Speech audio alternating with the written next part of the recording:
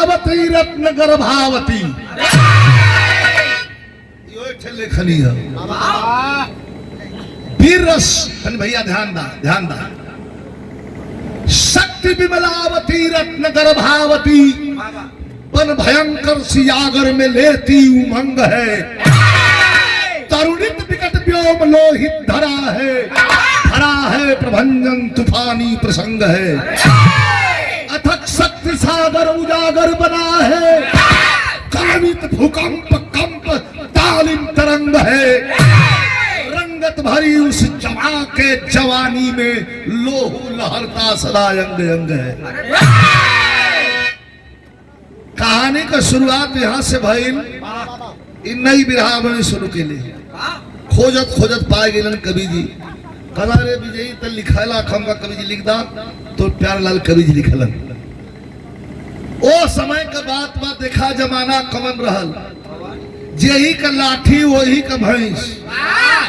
जबरा का सब कुछ जबरा का कुछ ना। वो जमाना रहल। अब तो जमाना दूसरे आ गए। ना केहू जब्बर हो ना केहू अब्बर हो। अगर ढेर जब्बर आदमी बनी तो अबर का ले जाके कानून में रेत दे काम खत्म हो जाएगी। कि अब्बर जब्बर सब बराबर हो गए। लेकिन हम वो जमाने की बात करते हैं कि जब कोई कानून व्यवस्था नहीं थी। वो समय अगोरी सोनभद्र में अगोरी पड़ला। अगोरी में एक लड़की जन्म ले हलस माहर के घर में। और वो लड़की का नाम पड़ल का मंजरी, जेकर लोरिकायन में लोग मजरी कहल। मंजरी नाम पड़ल। इतनी सुंदर क्यों करे सुंदरता का खबर उड़त चल गई बहरे। और बहरे गई तो एक बढ़ू राजा रहल जौने राजा का नाम रहल मुलागी। घोड़ा हाथी पे बैठल 10 ठे बैलगाड़ी पर सामान लदवलस ले जाए के दुआरे गिरवावे लगल। बैठा ला पकड़ के बैठावा। ये बैठावा पीछे लेथुआ पर। हाँ तो बैठावा। और अंदर अंदर और थोड़ा सा और उसका बैठ जा। प्रतिमा बैठा ठीक से बैठ जा। पुरस्कार शुभ आशीर्वाद हो भैया के। माई का कृपा बनल है। तो मंजरी का जन्म होता ही मुलगिता पहुंचल जाए का जन्म तो वो करे ई लोरिकायन बतावेला। जो करे कलाई में धागा बंधलस और धान के धागा चेताय के आयल कि जहिया ही जवान होई तहिया हमार दुल्ही हुई। ऐसा हराम खोर सारे रहलन। वो जवान हुई तो ये भाई कितना इनका उम्र रहल हो या फिर इनका उम्र का हो जाई। इनका क्या मतलब है शान से जिया वाला लोग। लड़की जब सयान भइल माहर के बिटिया भैया बोला मत। माहर के बिटिया लड़की जब सयान हो गई हो मंजरी तो ये खबर उड़ते उड़ते पहुंच गए कि जबरी मुलागिन बियाह कर जात हो। और खबर बनारस आई। बनारस से गाजीपुर आई और गाजीपुर से गढ़गौरा बलिया में पहुंच गए। लोरिक और समरू बलिया उस समय ना रहे। उस समय कुल गाजीपुर बलिया का लोग तहसील में मुकदमा देखा गाजीपुर आऊं। उसमें बलिया ना रहे। जब उड़ते उड़ते खबर आ गई तो लोरिक चढ़ल हुआ गोरी में जाके कर बिरहा आप लोग सुन ले हुआ। बड़ा मार काट मचल बड़ी मार मरलन मुलगिता जो बहले रहल गरवा भगवा ओके मरलन और मार के लेके डोला फना के चलन। अइलन वही सोनभद्र के पहाड़ी पर मारकुंडी पहाड़ पर। और वही जब उतरलिन है और उतर के मजरी जौन हर हाथ जोड़ के लोरिक से कहलस कि बियाह के तल्ले चलत हुआ हमार तो नैहर छूटत हो अब तय आवे देवा नहीं। हंसा लगलन कहलन कि बहुत गैया है हम वही रही बहुत गैया है। अब भैया हम भैया के अपन ब्याह में करे भाई हम ऐसे ले आए कि तुरी से रोटी उटी देबो नहीं तो अपन ही लुटियो से के पड़ला हम कहे बाबा का मौका ना हो चला। कहे कोई सबूत यहाँ दे दा कोनो निशानी दे दा। तो वो तलवार निकललन लोरी और निकाल के मरल मारकुंडी पहाड़ का छाती फट गई। वही जब पीर लोरिक पत्थर पर लोरिक का मूर्ति हो जहाँ हर साल गोवर्धन पूजा पर बिरहा हो वहां से लेके डोला चलन 2 साल बीतल। आज जब 2 साल बीतल तो 2 साल के बाद कहल जाला कि शानदार आदमी के बतिया काफी है। छाती पर चढ़ के अब मुलागित के मार के जो लेके गत हुआ गयल हुआ मुलगिता बीमार हो ठीक है ना होता कि साला आयल कन कहाँ से बहरासू आ लेके जौन बात तो धागा बनली हम लेके उड़ गल अपने। तो गुरु पूजा के दिन आयल हो कवि जी बिरहा में तर्ज लिखलन नया नया कव्वाली के तर्ज हो कैसे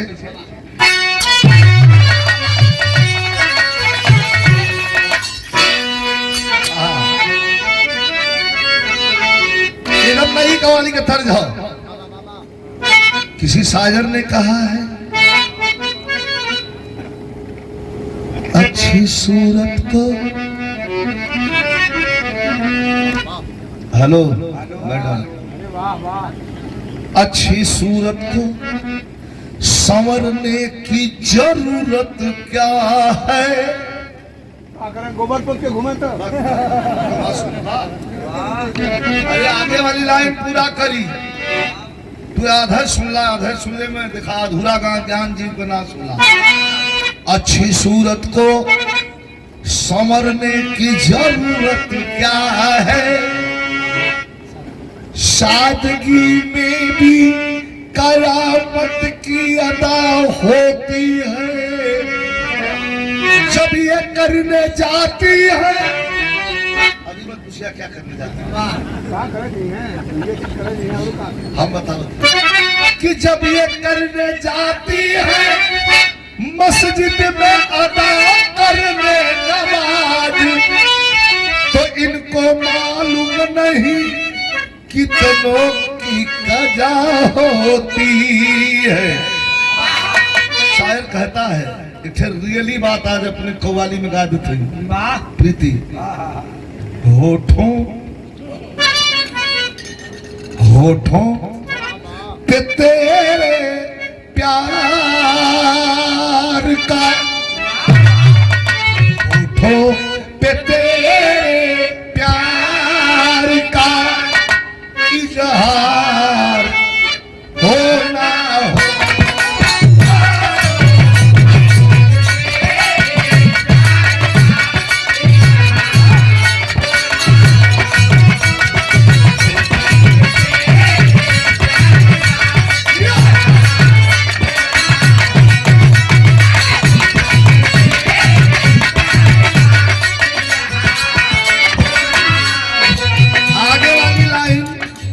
आगे वाली लाइन सुनने के बाद मन में गुदगुदी उठा लगी।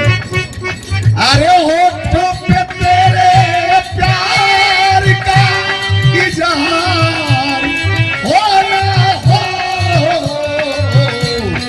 मैं कर चुका हूँ प्यार। थोड़ा इधर भी देख लिया करिए। अरे आपका ध्यान किधर है हीरो इधर है। अरे मैं कर चुका हूँ प्यार अरे तुम्हें प्यार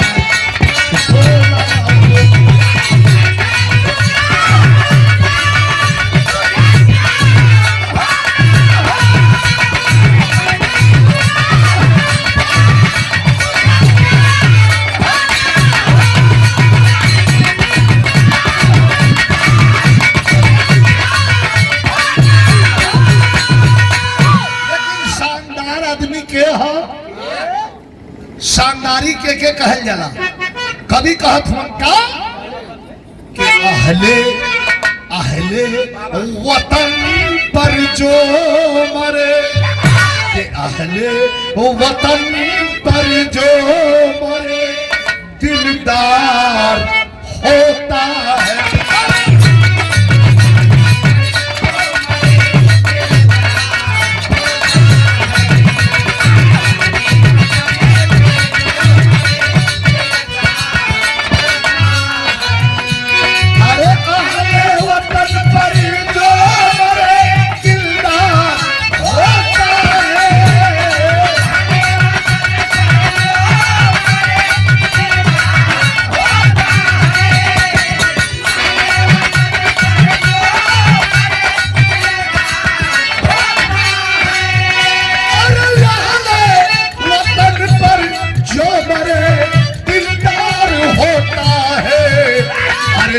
लाखों करोड़ों में वही, लाखों करोड़ों में वही सरदार होता है।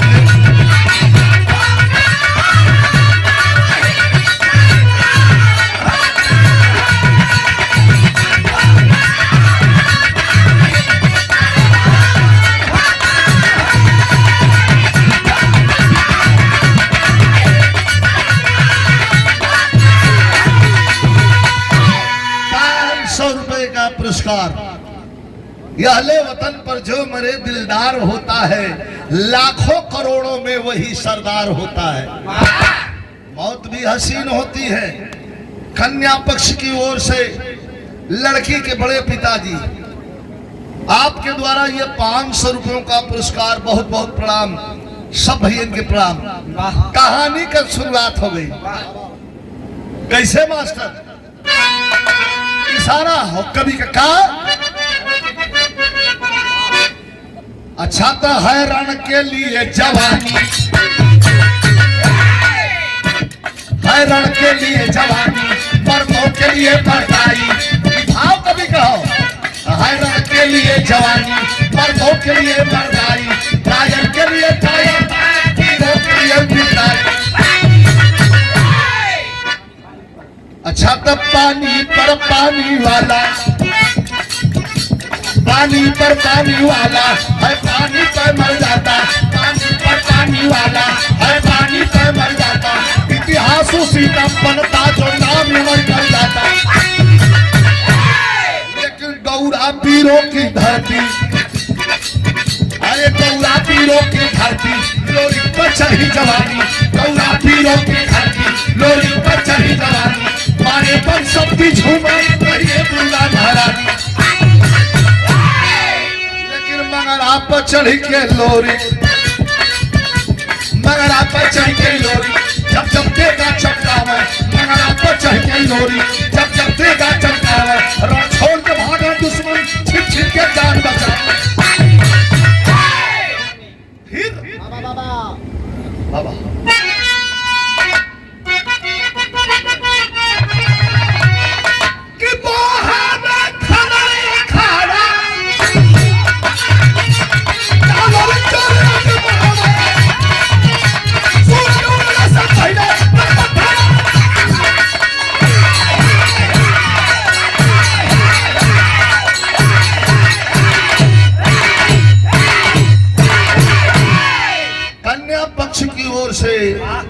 जब जब तेगा चमकावे, रण छोड़ के भागे दुश्मन, छिप छिप के जान बचावे। हल्ला मच गए, हल्ला कैसे तू जा रहा बढ़ाते, हल्ला मच गए। तो हल्ला मच गए तो कवि जी भाव लिखत हुन कैसे मास्टर?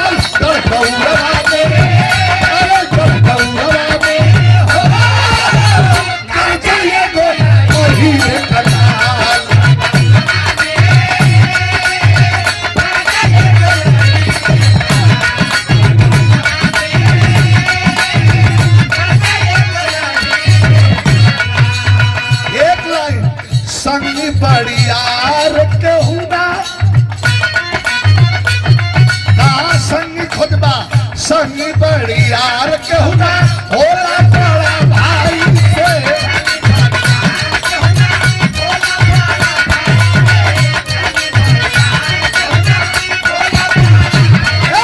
अरे सी चलो सवर उतारा, सी चलो सवर उतारा, अरे तू दादा लड़ाई से।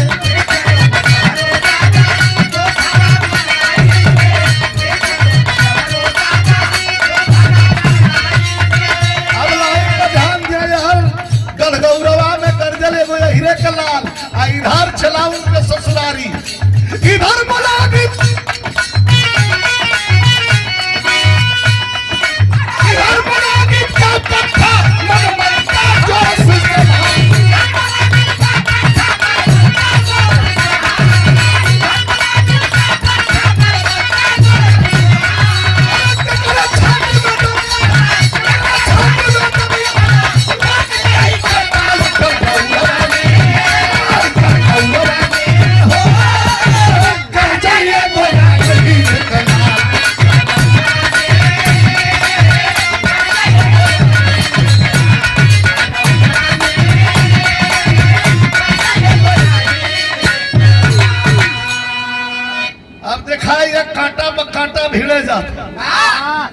इधर मुलागित का पट्टा मनमनता जो संभाल मुलागित का चेला मनमनता पहलवानी के दुनिया में नाम कैगल हो।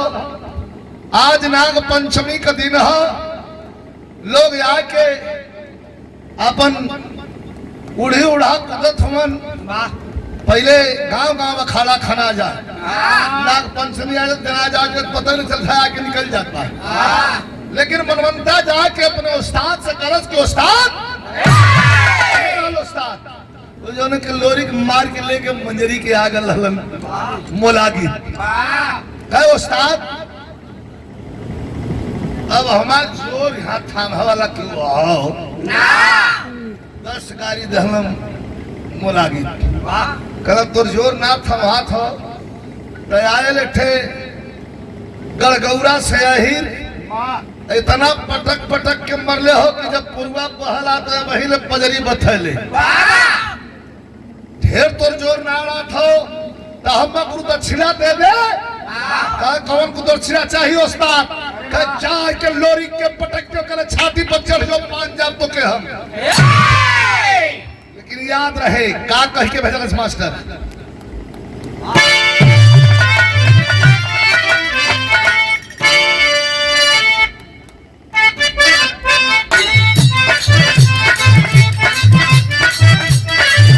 यह लाइन है शब्द 3 चीज नहीं बस में रहेला कोटेशन है सबके लिए है आप लोगों के लिए नौजवानों के लिए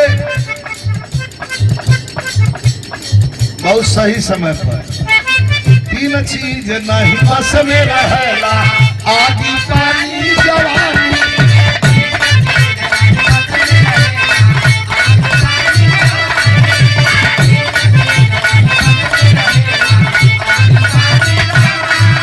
अरे कितनो रोक के रखबाए भैया कितनो रोक के रखबाए भैया हमें लुटाई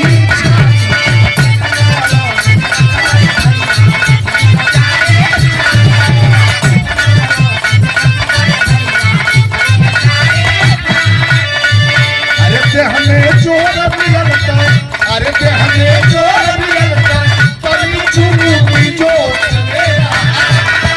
अरे छुट गई दुकान कहीं होश मेरा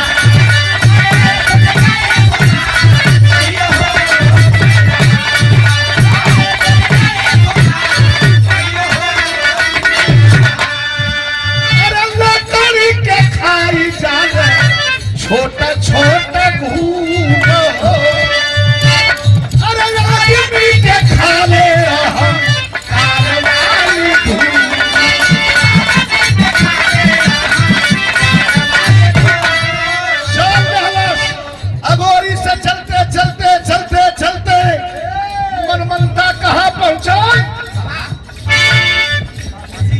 अरे काशी नरेश के घर पर जाके कहन लगा मन बनता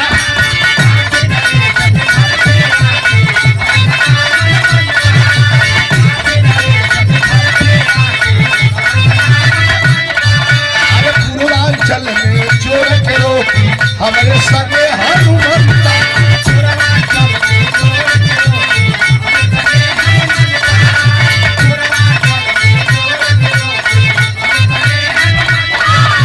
वीरवन से मनमनता के आंखों समेत अरे कुछ गई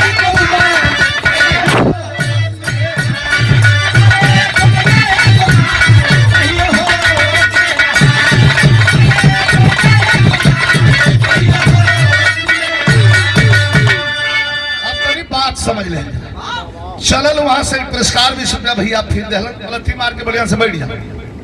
हाँ चला। अब चलल वहां से लोरी के खोजत कि हमारे उस्ताद के मरले हो या सारे के छोड़ब नहीं।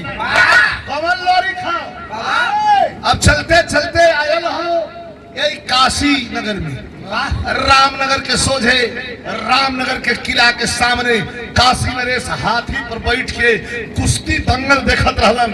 तमाम कुल लड़वैया जुटल हुवन, अपन लड़त हुवन। काशी नरेश इनाम के तौर पर मोहर, पहले मोहर चले सोना का इनाम देथो, सब लेके खुश होता। जे पटका केहू जे पटका ज्यादा पावे। मनमनता आयल, इतना तैयारी होकर रहल कि घुसता दंगल में सरवा तर ताबर तीन जोड़ तर ताबर पटाखे और काशी नरेश के सामने खड़ा हो गए। कहे रे महाराज चलो कहा घर हो जवान, कहा से इला? कहा कि हम तो जंगली है, जंगल से आल है। कहे भैया बड़ा बढ़िया लड़त हुआ, काशी नरेश बड़ा इज्जत कैलन। कहा हाँ महाराज लड़त नहीं, लेकिन एक बात बता दे, सरवा घमंडी का कहलस कि देखा महाराज सच्चाई पूछला तन लड़ले से हमार पेट भरल और न भोजन से हमार पेट भरल। काशी नरेश कहलन सुना, सवाल भोजन कहा तो दरबार में भोजन तोहरे बदे हवा खा।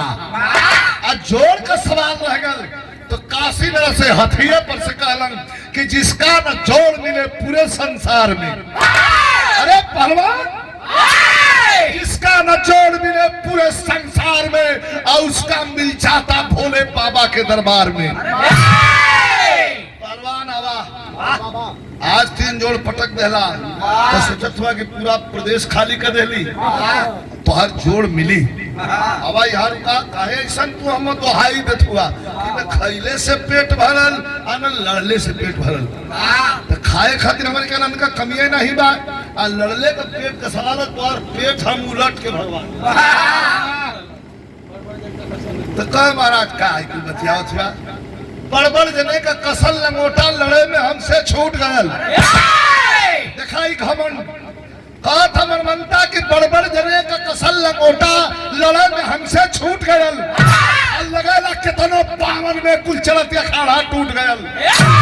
लड़ा जोग है महाराज, लड़ा जोग है महाराज, न पट्ठा कोनो पाई ना, वही पेड़ में धक्का मार मार के अपन जोर अजमाईला।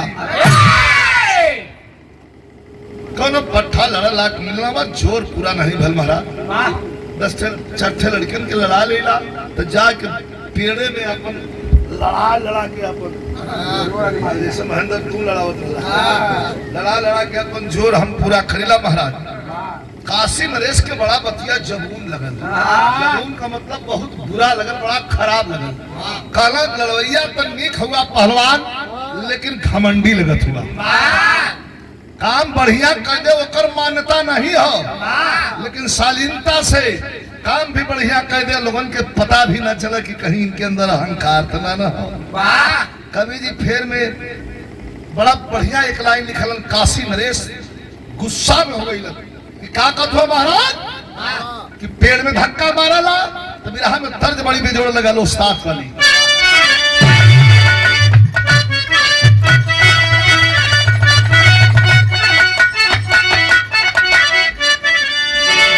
है बाकी गज भर के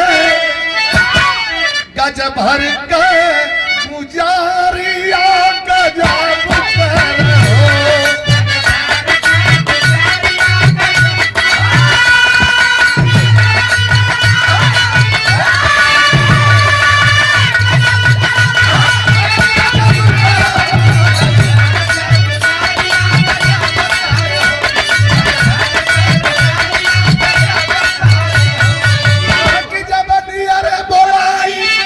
अब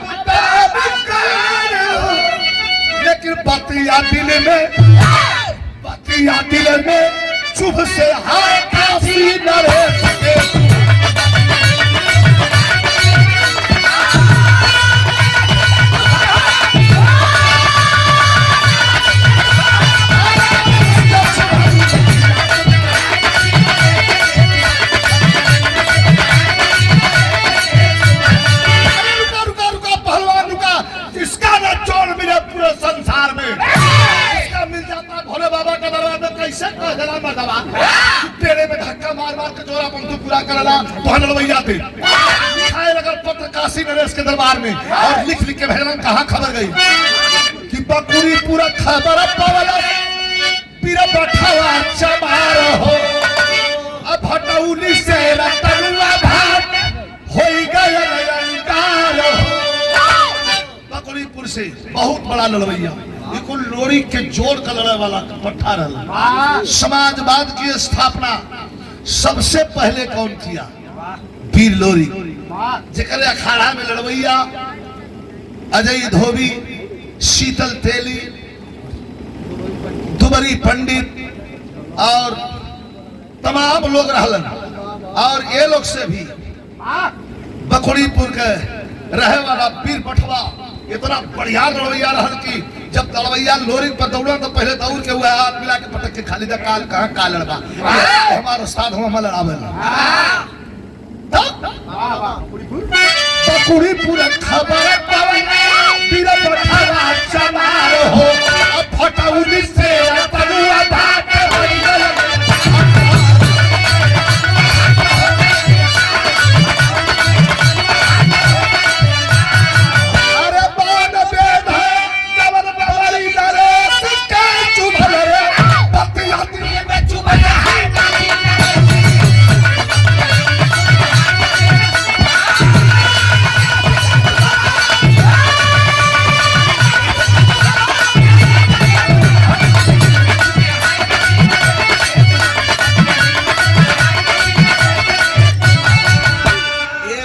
पहुंच गई कहा गड़गौरा में। समरू दादा गाय दुहत हम कौन लड़का चिट्ठी पढ़ के सुना दिले हो।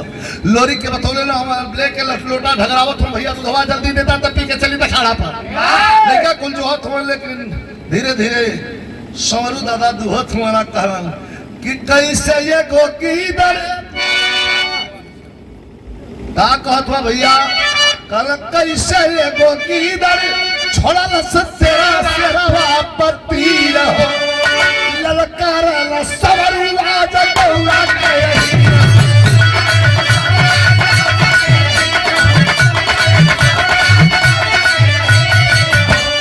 एक काम करे के होई कहाँ कौन काम कहाँ कुश्ती लड़े के होई कहाँ कहाँ कुश्ती लड़बा एक कुश्ती लड़े के हो और पटके के हो।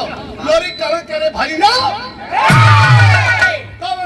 माई बहादुर बेटवा के पैदा कर दिलक जो लोरी से लड़ी कहाँ घमंड ना हो। जल्दी बतावा कहाँ बनारस कहाँ रहत जिला में रहत गाजीपुर ले रहत मऊ बहर बलिया ले रहत रहत तो चल चली तो बनारस लड़वैया बहुत पहलवान तनी अस्कती हो लो कला चल बाकी तोहर का जीवा कलम मर्दवा आवा चला तोहर दर्शन करवाई केकर दर्शन करैबा भैया बतावत हम कैसे। अरे काशी में देवर ताने हैं खड़े मेरी बहुत सुन ले हुआ लोग तुमने के देखा।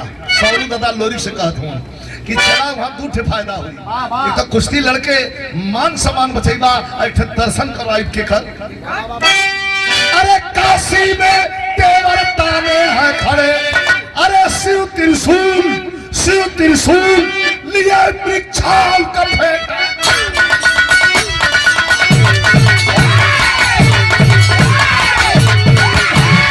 सही है बेटा ओरिजिनल। शिव त्रिशूल लिए मृक्षाल का फेंटा बांधे काशी में तेवर ताने हैं खड़े। चल दहलन एक तरफ वीर पठवा के बलौलन अजय धोबी के लहलन रतनुआ भाट के लहलन सबके लेके चल दहलन। अच्छा अब आवा दे दाऊ कोई दे दा नहीं ना गई आइलन जवरियाई से लेके चलन 5-6 जाने संगे हुए आ गए बनारस में। तनी ध्यान दिया तनी अब कुश्ती का आनंद लेना। लोरी सबरू वीर बठवा रतनुआ भाट अजय धोबी 5 जाने और यहाँ के जब हम तो गंगा जी का स्नान कैलन है और गंगा जी का स्नान करके के भगवान शंकर के जल चढ़ौलन है और जल जब चढ़ा के और लगा के भभूत जब निकलना है तो कहना है कैसे।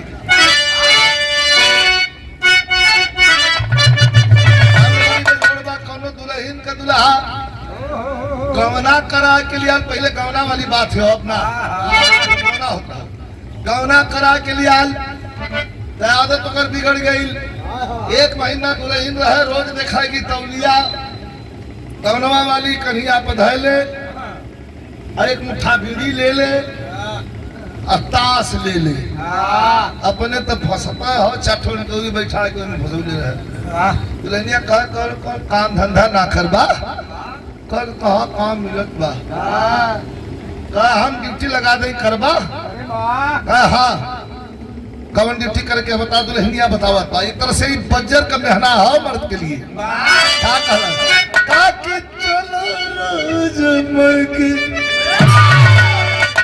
कि चला राजा मगे नौकरी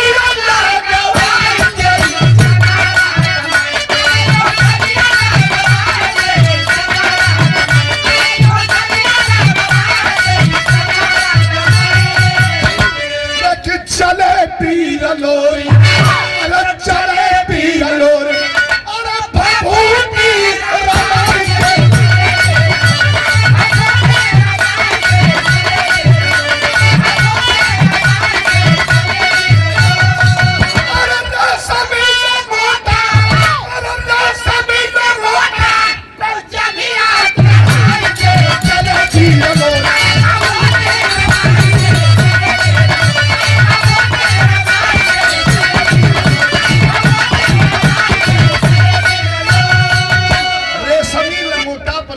चढ़ा के चले वीर लोरिक भभूति रमा के आइला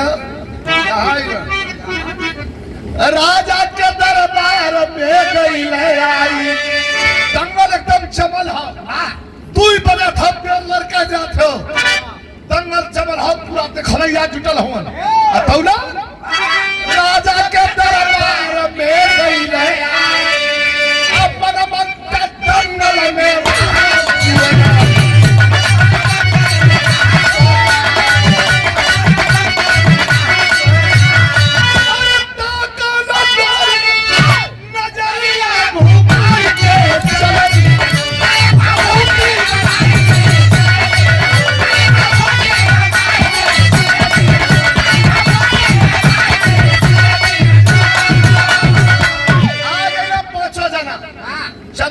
चदरा में शरीर बंद हो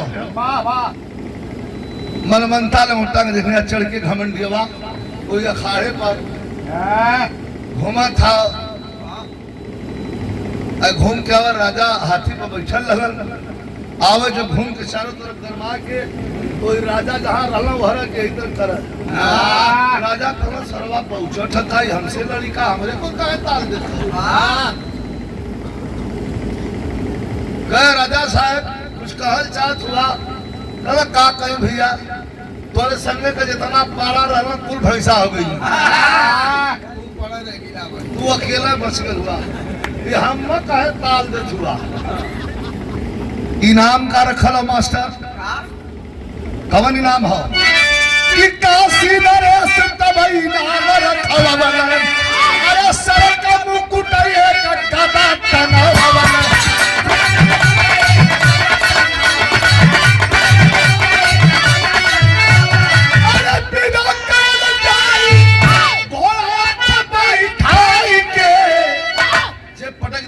घोड़ा पर बैठा चुके शान से विदा कर जाई एक सोना का मुकुट एक चांदी का गदा और एक जौन बात बटुआ में भर के असरफी मोहर यह इनाम है मनमनता कलश की इनाम दा छला कब पहलवान काशी नरेश भी बड़ा उदास हुआ लगा था कि लड़वैया ना के बिना लड़ रही ससुरा के देव के पड़ी भोलेनाथ का ध्यान कैलन अतौले दौड़ के लोरी उठल चल बड़ा गर्मा खयार जब उठल चल दौड़ के अतौले वीर पठवा और रतनुआ भाट तुम दबा धन लोरी के कर बैठा मनाई ये निपोरी सारे के ललकले बजा तो जाएगा पहले हम के बिहार में कुश्ती का आगे भाव कैसे मास्टर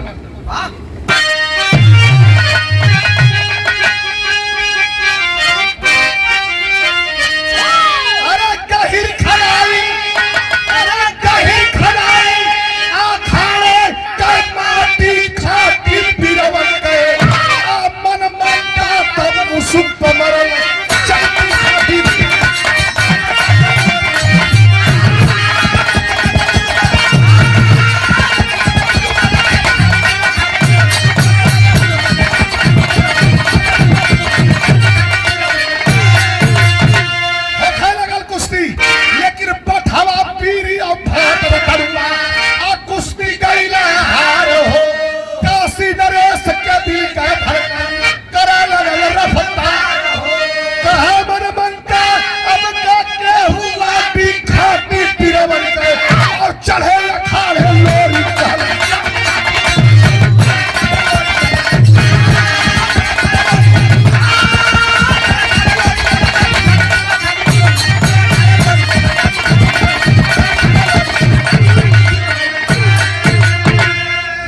सुने वाले साथी 3 मिनट में मनमनता रतनुआ भाट के और पीर बठवा के आसमान दिखा दिलस पटक के छाती बैठ गल जाके काशी नदी के सामने पीर ठोकलस दे दई नमवा लेके जाई झूठा काहे समय निकालत हुआ तले चढ़े अखाड़े लोरी कहलन डाटी कहलन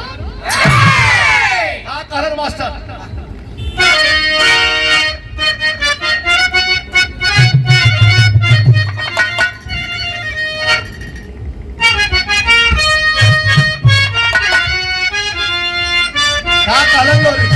पहलवान कहा कि थोड़ी कहे जला नदी आई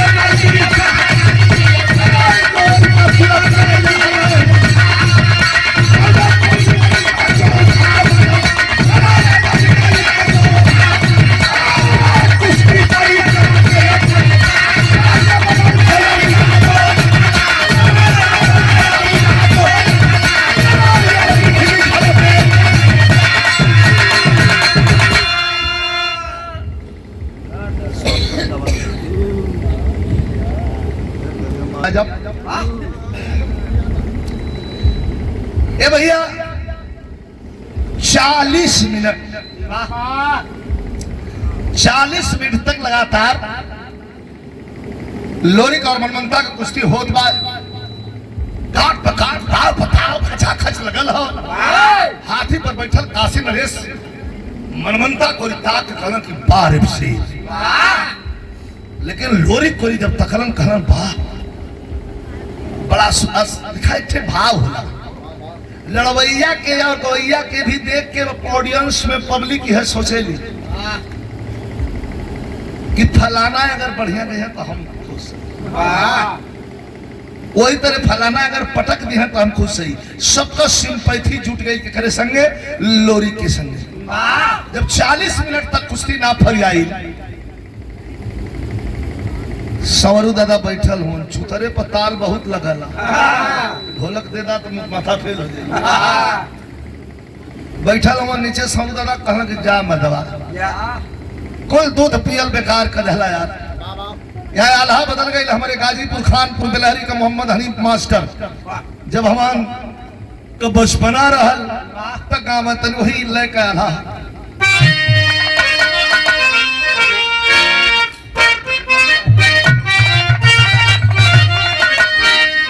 सौरू दादा नीचे बैठल वन कर हो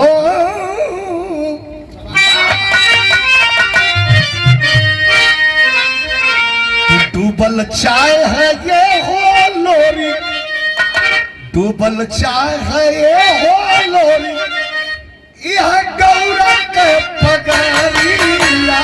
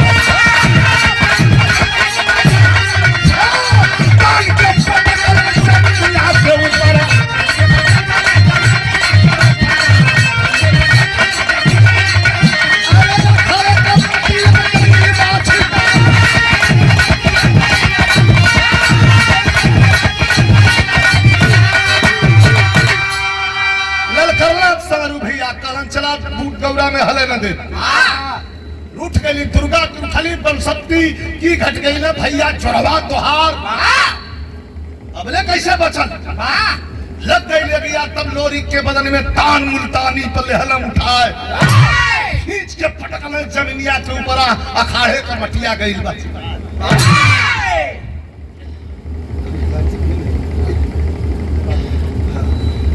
अखाड़े के माटी छिटा गए छाती पर ये खाली गोड़ छाती पर चढ़ल ना ये गोड़वा खाली रख दलन छतिया पर और हाथ जोड़ के काशी नरेश को लोरी कहलन कि महाराज जी कहाँ से बोले हुआ है कि अपन अन्न काहे खियावत हुआ खियावा लाक ना हो जेकर खाई वही के धसाई मनमनता उठ के गए पीछे पीछे लोरी के कभिया अपन परिचय बता देता कल परिचय बता दे तुम मर जीवा क्या नहीं बतावा कल सबसे पहले परिचय से पहले ही सुना हम के है का कहलन लोरी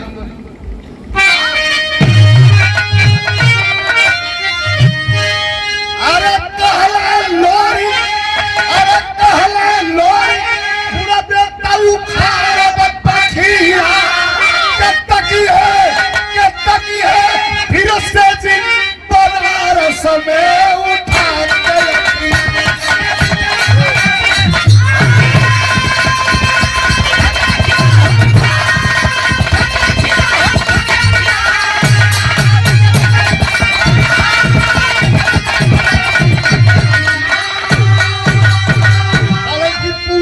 बनारस हुए भक्त भोलेनाथ तोरे इस घमंडी खिलौना हुए अहंकार जो करबा तो कटैबा न किया क्या खाली पीछे पीछे घूमत हमर मनता क्या खाली अपन नाव बता रहा कहाँ लोरी के नाव है कड़गौरा घर है तोर जहाँ घर है अपन परिचय में कहा मुलागित के चेला है का तो अब ठीक हो गए दुखाला कनाई बहुत दर्द में कब कब पुरवा बथला तो खाली के रात भर करा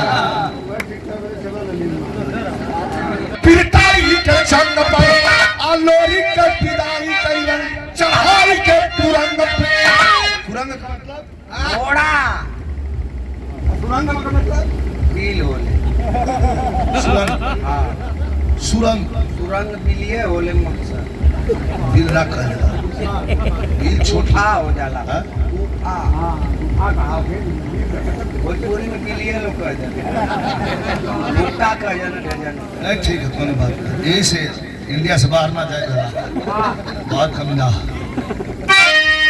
या बिल या मुक्का कह के हमारे गोड़ धले चले रहेगा भैया कि अल्लाह गई